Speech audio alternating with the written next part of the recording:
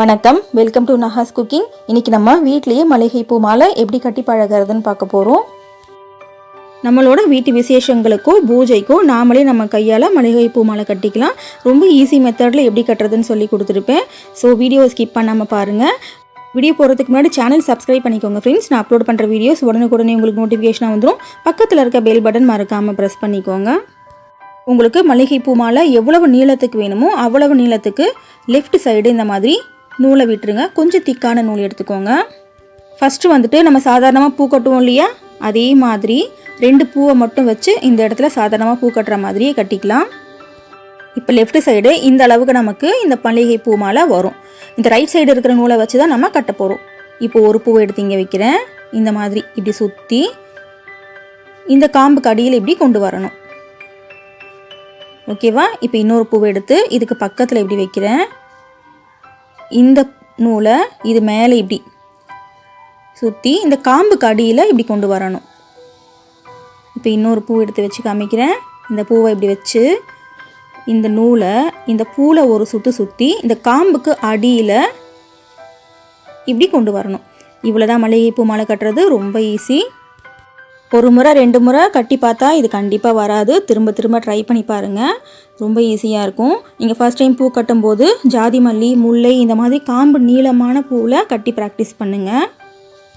அதே மாதிரி இந்த மாலை கட்டும்போது நம்மளே சுற்ற வேண்டியதில்லை. ஆட்டோமேட்டிக்காக அதுவே ரொட்டேட் ஆகிக்கும். நம்ம இந்த பூவை இப்படி வச்சு இந்த பூவில் ஒரு சுற்றி காம்புக்கு அடியில் இப்படி கொண்டு வந்துடணும். அவ்வளோதான். அதுவே ரொட்டேட் ஆகிடுச்சு பாருங்கள். நம்ம எதுவும் ரொட்டேட் பண்ண வேண்டியதில்லை. இப்போ மறுபடியும் ஒரு பூவை இப்படி வைக்கிறோம். இந்த பூவில் இப்படி சுற்றி இந்த காம்புக்கு அடியில் இப்படி கொண்டு வந்துடணும். அவ்வளோதான். அதுவே அழகாக ரொட்டேட் ஆகிக்கும்.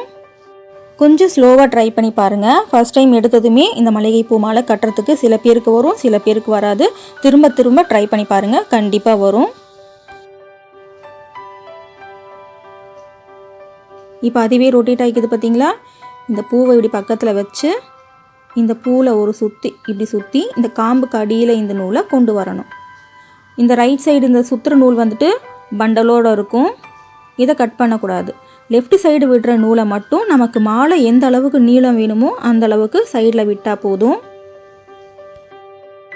இந்த மாலை கட்டி பழகிட்டிங்கன்னா நம்மளோட வீட்டு விசேஷங்களுக்கோ பூஜைங்களுக்கோ நம்ம கையால் சுவாமிக்கு நாமளே மாலை கட்டி போடலாம். நான் எப்பவும் கடையில் வந்துட்டு மாலை வாங்கவே மாட்டேன்.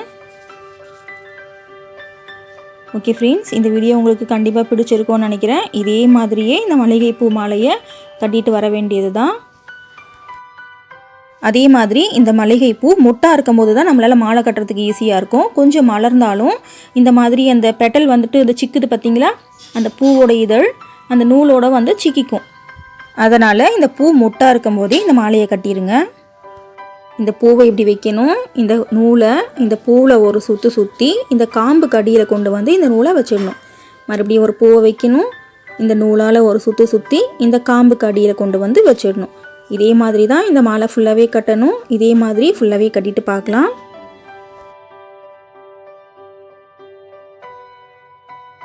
இப்போ மல்லிகை பூ மாலை கட்டி முடிச்சாச்சு.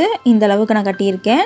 ரொம்ப அழகாக வந்திருக்கு பார்த்தீங்களா? நம்ம வீட்லேயே மல்லிகை பூ மாலை கட்டி முடிச்சாச்சு. கட்டி முடிச்சதுக்கப்புறம் இந்த 2 நூலையும் இந்த மாதிரி ஒரு முடி போட்டுருங்க. டைட்டாக முடி போட்டுட்டு எக்ஸ்ட்ரா இருக்க நூலை கட் பண்ணி விட்டுருங்க. அவ்வளோதான்.